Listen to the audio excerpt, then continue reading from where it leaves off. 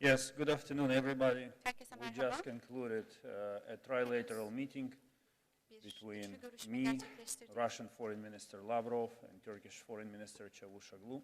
Türkiye It Cumhuriyeti lasted for Dışişleri about Bakanı hour and a Mevlüt half. Çavuşoğlu, And Rus first of Dışişleri all, I would Bakanı like to thank Sergey Minister Lavrov'la Çavuşoğlu birlikte for yaklaşık bir yarım putting saatten this fazladır meeting together. üçlü toplantı It was not gerçekleştirdik. easy, En başta Sayın but Çavuşoğlu'na çok teşekkür etmek he istiyorum. succeeded Kolay değildi in gerçekten de. facilitating this Fakat contact, this first ever contact between teması Russian kolaylaştırmayı and başardı. Ukrainian foreign Rusya ministers ve since Ukrayna the beginning Dışişleri of the Russian Bakanları aggression arasındaki against ilk temas. Ukraine.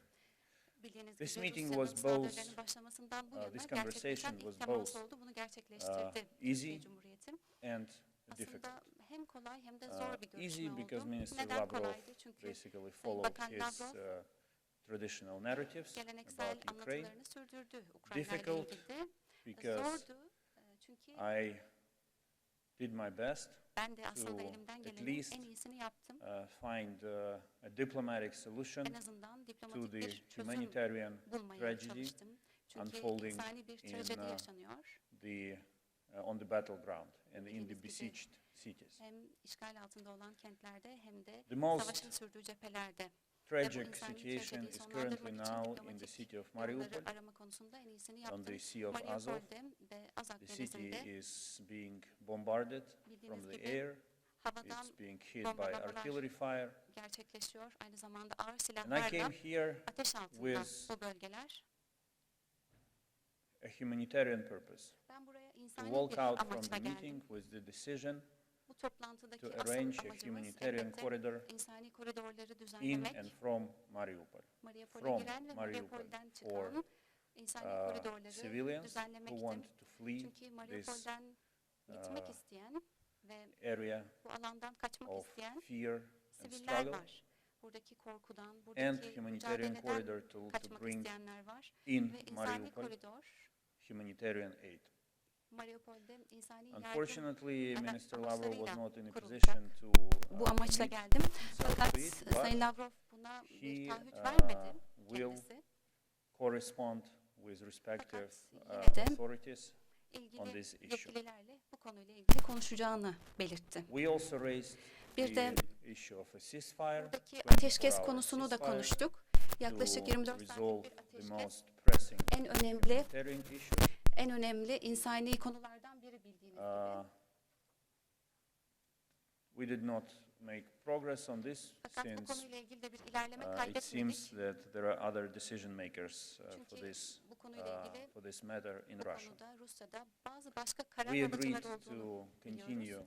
Ve efforts elbette çabalarımızı sürdürmeye devam edeceğiz. seek a solution to the humanitarian issues on the İnsani ground. konularla ilgili şu anda I will be ready to çözüm meet arama again gayretimizi in sürdüreceğiz. this format Yine böyle bir formatta tekrar if there buluşmaya are ben prospects mutabık for oldum. a substantial Elbette discussion and for seeking kayda değer solutions. bir I görüşme believe ve that çözüm when two arama foreign ministers ihtiyacı meet, doğarsa iki taraftan they have yeniden buluşmaya by mutabık oldum. definition the mandate Aslında Dışişleri to Bakanları negotiate issues of peace, barış security, konusunu, the güvenlik mandate konusunu entrusted in them by güzel their bir leaders, şekilde by their liderleriyle parliaments, konuşacaklar, parlamentoda üyelerle and I'm ready to konuşacaklar continue this engagement ve bu with the işbirliğini, purpose bu of ending the war in Ukraine, sürecin, Ukrayna'daki savaşın stopping the bitmesine suffering yönelik of sürecin, Ukrainian Ukraynalıların, civilians, Ukraynalı sivillerin and, yaşadığı acının bitmesiyle ilgili bu sürecin liberating our devamı territories için from çalışmaya devam the edeceğim. Russian occupying force. Rusya'nın işgal ettiği, Rus I güçlerin will işgal now ettiği say a couple of bölgelerdeki words in yerlerin Ukrainian for Ukrainian cameras. özgürleştirilmesi için elbette Доброго çalışmaya дня. devam edeceğiz. Була майже півтора година розмова за посередництва між мною і міністром Лавровим, за посередництва міністра закордонних справ Туреччини Мевлюта Çavuşoğlu. Міністр Çavuşoğlu продемонстрував дійсно те, що називається добрі послуги і високий професіоналізм у намаганні зблизити позиції двох сторін. Я приїхав на ці переговори з двома задачами. Перше – це організувати гуманітарний коридор з та до Маріуполя.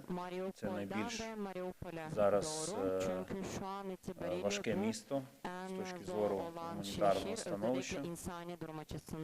І друге – це домовитися про принаймні 24-годинне перемир'я для вирішення усіх нагальних потреб людей, які захоплені війною. Щодо першого питання, я щиро сподіваюся, що міністр Лавров проведе комунікацію з тими в Росії, хто ухвалює такі рішення, і гуманітарний коридор все-таки запрацює. Я зберігаю надію, що Російська Федерація суто з людських міркувань, з людського співчуття до тих, хто страждає від їхніх куль, від їхніх бомб у Маріуполі, в тому числі немовлят, тисячі з яких перебувають зараз на грані смерті через відсутність необхідних медикаментів, то хоча б з цих міркувань вони дозволять функціонування гуманітарного коридору з Маріуполя, так само, як гуманітарні коридори, які працюють, наприклад, з напрямку Сум до Полтави. Ми не можемо зупинити війну, якщо України, яка здійснила агресію, напад, не мають бажання цього робити. Сьогодні я почув, що зупинення вогню прив'язане Російською Федерацією до виконання вимог, висунутих президентом Путіним на адресу України. І у зв'язку з цим я хочу підтвердити ще раз, що Україна не здалася, не здається і не здасться. Ми готові до дипломатії, ми шукаємо дипломатичні рішення, але поки їх немає, ми будемо віддано, самовіддано, жертвуючи собою, захищати нашу землю, наших людей від російської агресії. Сподіваюся, що формат, який сьогодні відбувся, матиме продовження. Я готовий до нього. Якщо російська сторона буде готова до серйозної, предметної розмови, а не повторення широко розповсюджених і вживаних пропагандистських штампів та наративів про Україну. Все, що нам потрібно сьогодні, це розмова серйозна, предметна, без кліше. Коли російська сторона буде готова до такої розмови, я теж буду готовий її продовжити. Ми зробимо все для миру, для порятунку життя наших громадян, тому що життя людини для нас є головною цінністю. Дякую. Well, so the first question goes to Anadolu Alexis. Please, Anadolu, please stand up. Lütfen buyurun Anadolu'ya alalım. Олег, The mic is coming. Yeah, the microphone is coming. Mikrofon gelecek. Thank you, Mr. Foreign Minister. My first question is actually about your recent meeting, as you just talked about. Did you get an impression that this attacks will continue from your talks after this meeting? And it also leads to my next question, which is, have you received a promise or a promise about receiving any military jets from the U.S. or any country from the West to continue your struggle against in this war? Thank you. no, we did not discuss military supplies to Ukraine. Upon my initiative, we dedicated most of the time to addressing humanitarian issues on the ground, because I believe this is it is the utmost priority for diplomacy to bring relief to everyone who is suffering. And I appealed to Minister Lavrov in the most constructive way, though it was not easy for me all the time to listen to what he was saying, but I appealed to him a number of times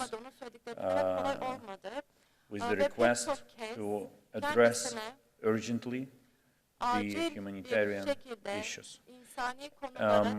When it comes to the first part of the question, my impression is that Russia is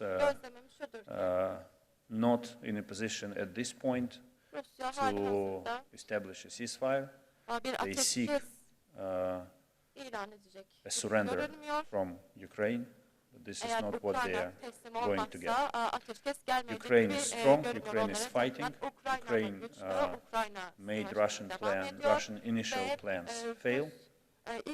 We are ready to seek balanced diplomatic solutions to put an end to this war, but we will not surrender.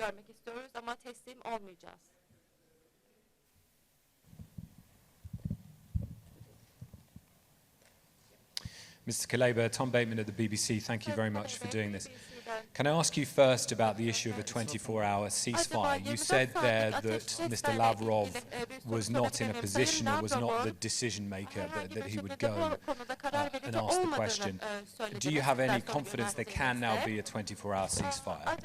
And can I ask you about the wider issues? Because we know that Mr. Peskov, for example, was saying that the fighting, the invasion will stop if there is a commitment by Ukraine not to join NATO, to recognize the regions in the east as independent. Was there any discussion? Did the Russians ask you about these wider issues? And are you prepared to make any concessions on those? No, Minister Lavrov said that all of these issues should be discussed on a different track, the so-called Belarus talks. And he did not go into details on this issue, but the broad narrative that he conveyed to me is that they will continue their aggression until Ukraine meets their demands. And the list of those demands is a surrender. And this is why it's not why it is not acceptable to us. The last thing I want today is to kill hope in the civilians who suffer from Russian air raids, bombardments, and the behavior of and the killings committed by Russian army on the ground. I shared with Minister Lavrov one episode in the hope that he would respond to it constructively, based on simple human values and respect for human life, about the murder of a civilian who was driving in a car, he made a wrong turn, and was immediately shot by the Russian soldier firing from a gun machine. These things must be stopped. These are the war crimes, and everyone involved in them will bear responsibility. Eventually. I sincerely hope that Minister Lavrov will follow up today's conversations with his colleagues in the Russian government, in the Russian army, and they will hear the plea of civilians, thousands of civilians, on whose behalf I spoke with him today, and help arrange a safe passage for them from the besieged cities, first and foremost from Mariupol, as well as to provide, to allow the provision of humanitarian aid to Mariupol.